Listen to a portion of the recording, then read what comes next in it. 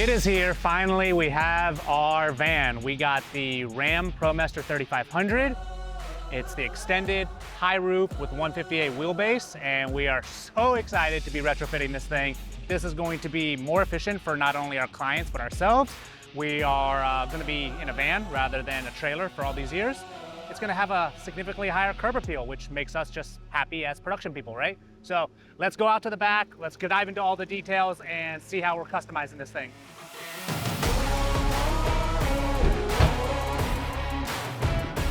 We have all sorts of room for activities. So many aerobics in here, so many activities.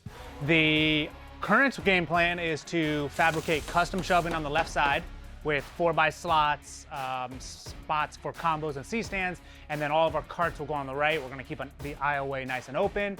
Likely gonna have our innovative camera cart, a senior mag liner stood up that gets opened up every time, and a hamper at the front. So those are gonna be our three forms of wheels. We're gonna be able to go from a 1 ton that we currently have, 1.5 sometimes is what we call it, to a full-fledged 2 ton is the goal.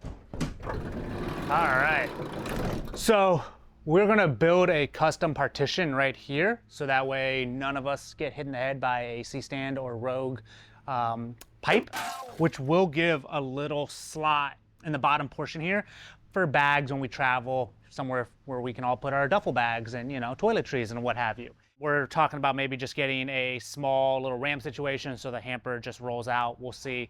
But we are having a Tommy gate installed on the back. So it's not critical by any means because we can just roll out the back with the Tommy gate. This is a 2024 Ram ProMaster 3500 extended, which that extended is internally we get an extra foot. Overall, the entire body is 14 inches longer. We chose to do that for added room. And this is gonna be a series where we are going to show you the full build out of this van. We're starting with insulation, brand new flooring, sides are getting plywood, custom fabricated shelving units, and added gear such as a Vortex as one of our main lights now. We're gonna go through this entire process, start to finish. Hit us up with anything you wanna know, and we are happy to tell you why we're doing it. And honestly, also the mistakes that we make along the way, we're gonna try to help you guys make sure you don't make those same mistakes.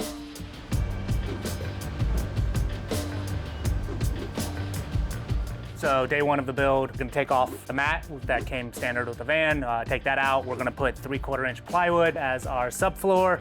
The nonstick mat goes on top. We're gonna cut out on the right side here with a 3.5 inch drill bit that we got to put the D-hooks back on the right side. Left side is all gonna be covered with custom shelving, so we don't need to worry about this side. We're actually gonna take them out.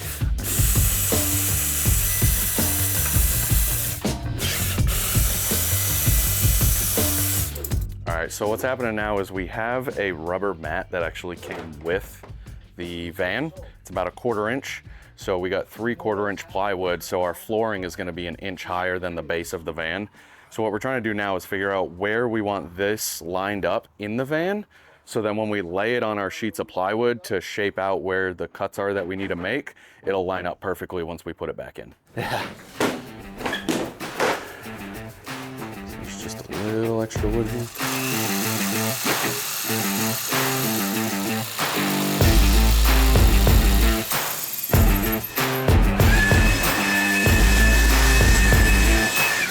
Now it's time for the kill mats. This is sound deadening. When you're driving a big metal box like this, it can really rattle and make a bunch of noise and vibrate a lot. So what we're gonna do, the doors and all the walls from top to bottom, it's gonna take 48 of these. So most of them we shouldn't have to cut. We may have to cut a couple pieces. With the leftover, we're gonna get in between on these slots and the floor, get some sound deadening there. After that, we'll work on insulation. Yeah, that works. And that's going to literally just,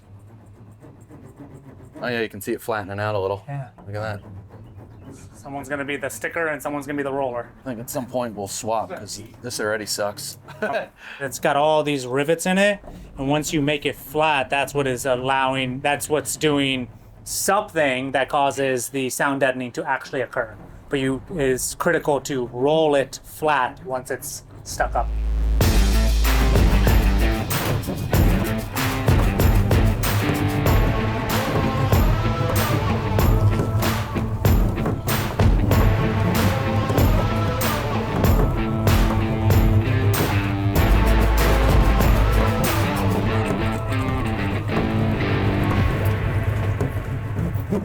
yeah, so kill mats are on all the walls. This whole side has been flattened.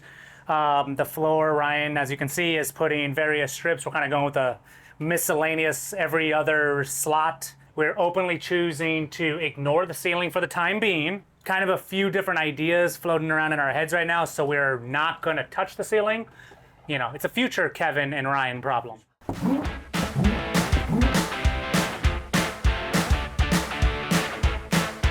We're putting a insulation / noise canceling black mat all throughout. We're gonna cut it really nice and make it seamless on all the panels all over, and some on the bottom underneath the subfloor. Little life hack, you can go over, you can then slice with a knife and then pull the paper tape off or the painter's tape off, and it's gonna look really pretty. So we're making it look nice just in case we don't do the diamond plate right away. The goal is to do that though right away, and it'll hold the 3 Dana Dolly stands. And then on this side, diamond plate the entire door all the way down.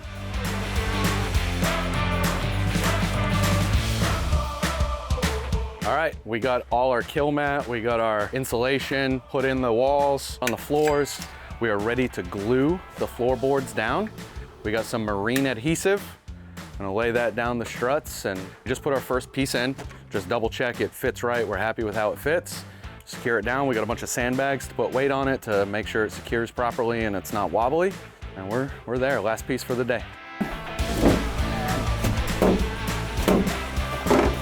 It's about to absolutely pour on us. We are putting in the last piece right now. We'll show you the final when it's not raining tomorrow, 2 days from now when we get back going to this. But 3/4 inch plywood has been measured. The marine adhesive is what we're putting on the bottom to keep everything nice and flush to the ground. Just gonna let that sit for the next 2 days, not touching it, not moving it. Everything is flush, everything is seamless. But like I said, it is about to unload on us. We're gonna try to finish it before the rain hits.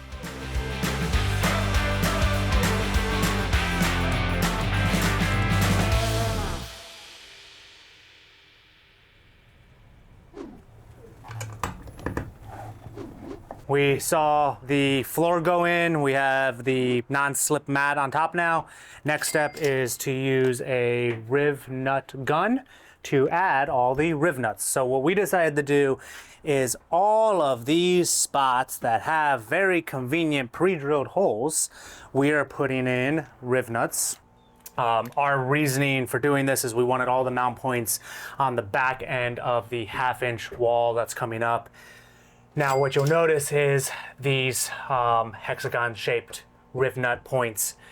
Those come in on Saturday, those haven't made it yet. So this is honestly where we're gonna be attaching most of our wall junction points to. So our thinking is every other will be attached to the 1/2 inch plywood, which then the opposite side we're gonna mark, and that's where we're going to attach our shelving to. That way we have an additional mount point, makes things a little more safe. Yes, we're bolting to the ground. Yes, we're bolting into the 1/2 inch on the ground, 1/2 inch wall on the ground. But when the shelving gets higher, we still want something to grab. I'm gonna go to town and do a lot more of the M8 measurements. The next ones that are just obviously littered throughout are the M5s. And then sometime this weekend, when the hex M8s get delivered, I have about 60 of those to do. So a lot of Rivnuts to be installed.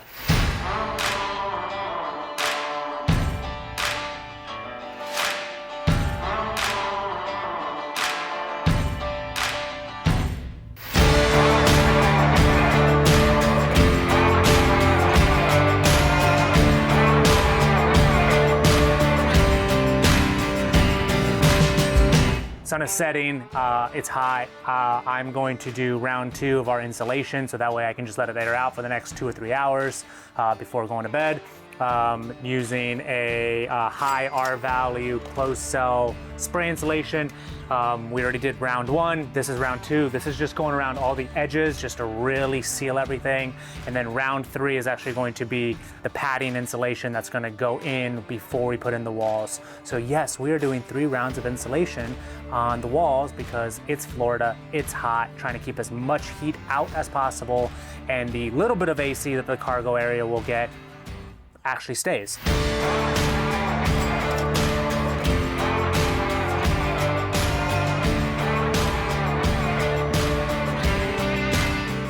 And this stuff is still drying. But yeah, I mean, it's grabbing all the little nitty gritty corners that were just lightly exposed.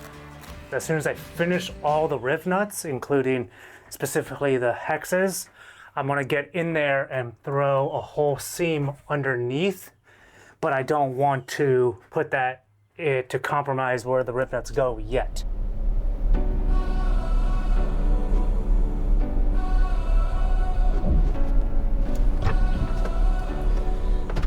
Today is measurement day. Going to figure out where everything goes so we know where we're doing our wiring for our solar panels and our battery backup. And yeah, so we're gonna be doing a lot of measuring. I have painter's tape so that way we can mark where everything is going. It's just a lot of tape measure stuff today, so critical.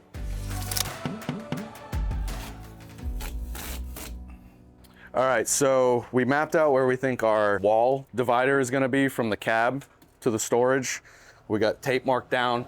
We're leaving a little bit of room to make sure the driver's seat can be moved forward or back, depending who's driving it.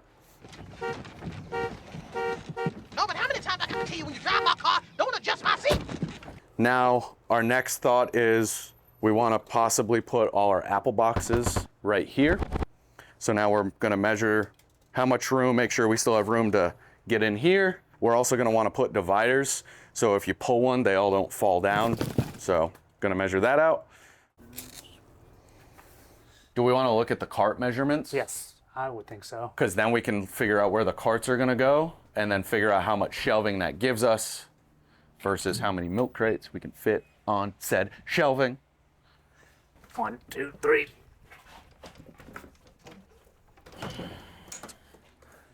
I mean, obviously, I think we can put some shelving here. Maybe the fridge cooler thing goes right here. Solar or battery maybe goes right there. It would make a lot of sense the battery be here because Cables can run right down, plug in. you can pull it out. Pull it out, or just run a stinger from there if we're just powering a light real quick. Cartage of some sort right here, which that's what I think what we have to primarily measure. We have to measure the carts we're looking at. Are those the only carts we think we need? Yeah. Are those the carts we want?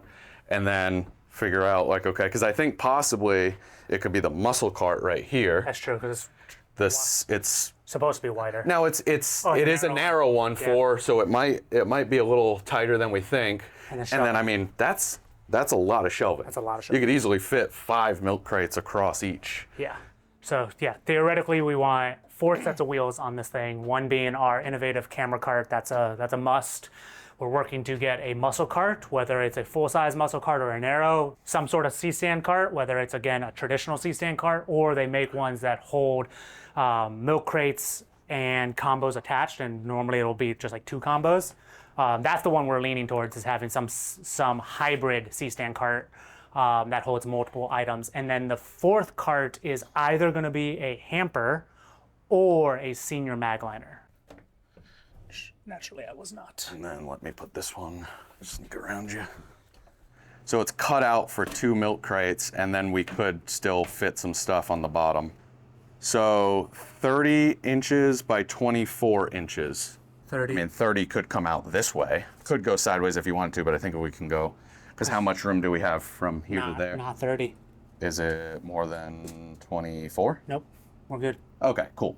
So it'll fit. Perfect. So I went from end to overhang handles, and I just rounded to 60. So we actually are using it the same way currently as our trailer, just in the middle of the aisle. Yep. We're talking now about getting rid of some of our light cases that we can and putting our lights in milk crates. So the 600D could lay in here. If we're leaning into how much shelving we're looking at having, milk crates could be a great way to just organize everything. If you need a light, you just take the crates with you. Some sort of C-stand cart here. Which the one we're looking at will fit. 4x will all go there. 4x, 2x3s, and 18x24s are all in here. Getting real We're close. getting there. I think this is what might be happening. Yeah, I agree. Now. What a shift from this morning. We finished taking all our measurements. We made a few micro tweaks, from last time you saw us, we actually might have even moved a couple things around from what we were initially thinking, but we're feeling very good about it. We have reached out to order the cart that we want to order. We just placed a approximately $800 order on Amazon, which one of the items we got was the nice little mini fridge that we were excited to order. Always gonna have some cold snacks and water on set. We are currently looking at roof racks. We're looking at the Uplift website. We've already ordered a couple things from them. Seems like they have everything we need. We're currently looking at roof rack options. We had one idea, but it looks like we might be switching to a different one. Kevin is going to be installing the rest of the Rivnuts, and then I will be joining again to install walls. And that should be coming up here in a second.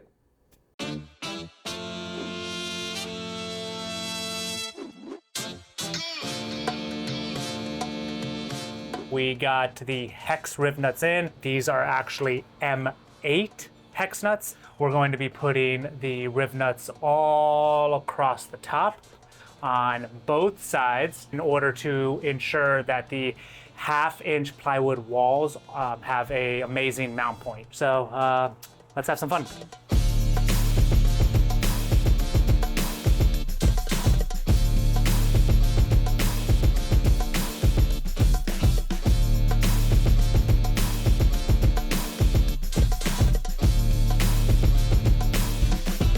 The hex M8s throughout the entire top are done. That was actually really easy to do. Then you have a good amount of regular M8s, dozen M10s.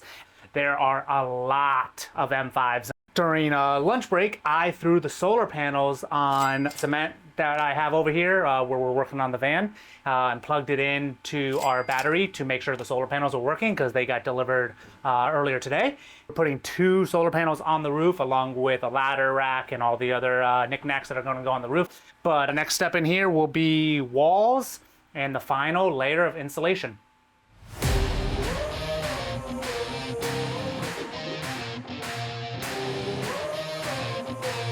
We are on wall installation day, so Ryan and I are getting all of our measurements so that way we know where we are mounting to for not only the walls, but also we're going to be putting pilot holes into the walls for future mount points for either D-hooks, ratchet straps, E-track. We're going to be putting E-track throughout, and we just want to make sure that we can go right into the frame and make this as secure as possible throughout the build and for future proofing. So we're putting half-inch plywood throughout. It's going to take about 5.5 pieces to get that accomplished. As we're putting the walls up, we're going to be putting more insulation in the middle.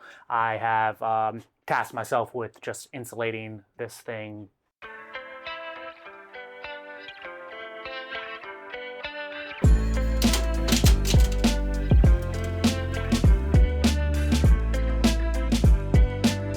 We got our first measurement on our studs for the middle row. We needed 7 at 25 3/4, so we got those cut. We're gonna drill pilot holes and get those put on. Then we gotta figure out the measurement for the bottom that's slightly different, and then the top is gonna be different. So we started with the middle. They're all the same size. Put those up and then keep moving. Little Play-Doh trick. So YouTube is a magical place. This will be the test if it comes off with it. He also didn't have the foam insulation. Oh, Marked it. I did. You probably didn't need as thick of a piece, but... And then the Play-Doh can come off. Okay, let's give this a shot.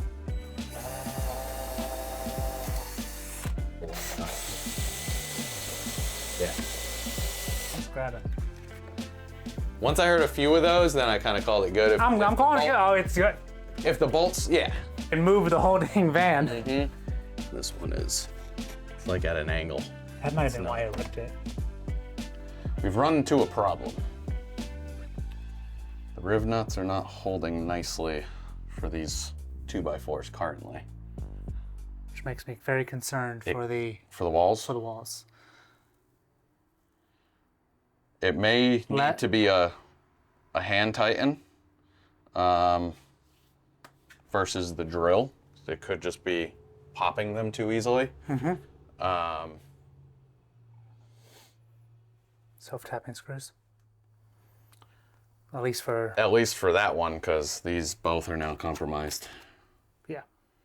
just when Dylan comes back. We got all these in. Oh yeah, we've been good. And now he's gonna be here to film the one that we messed up. Good for 6. Initially. Good for 6. It's now gonna be the hardest one because we put some more Rivnuts in there, but the metal's a little compromised where it's at, so we have to be very careful with them.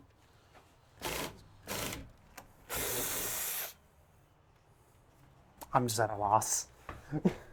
And you got the angle. You did get it at an angle. I did. I know. And that's going to be the hard part. That guy slides right in really easily. The top. I see that. But the bottom is a problem. That's my concern, is duplicating the angle. Oh, you don't say. Well, you put it in there. I was going to do something different. Then tell me no.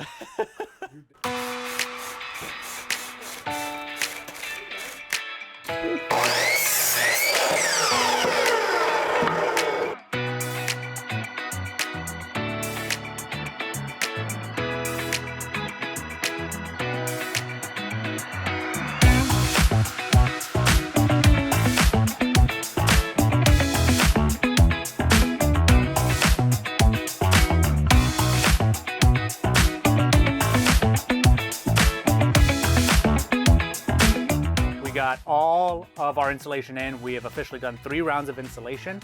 So this is R19, meant for walls. And this is actually the 2x6 strips. And just used, I don't have it next to me, but just a Gorilla Glue spray adhesive. And I mean, this went up super easily. While that was happening, Ryan went to our lovely friend Home Depot to get self-tapping screws because a few of the Rivnuts are not attaching properly. They're actually popping off on us. We actually had 3 compromised. So, fun fact, we are, as soon as my drill gun went to 20, the torque was too high and popped those Rivnuts right out. So we were living in that 17, 18 range, and that was great. So if you're gonna do what we're doing, just don't go that high. I mean, that's still 5 notches from top for my gun. But let's not have you have the same problem we had. So now we're gonna go with 1/2-inch walls. We have all of our mount points. We have all of our measurements. We're fully insulated, 3 rounds, plus the Kills sound dampening on the base level. This thing is gonna drive very quietly, just with this and then with the walls. All right, got some self-tapping screws here. Got the DeWalt. We have some nice, I believe these are stainless or zinc. They should not rust easily. So there's a couple boards, these 2 here and this one here, that we're just gonna put a few of these in, secure them, make sure we're good and they're not gonna move on us in the future. Should be good to hold.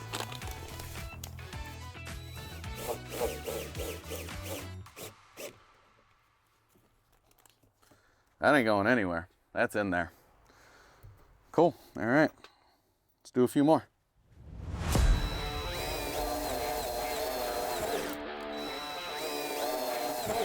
Oh yeah. That ain't moving.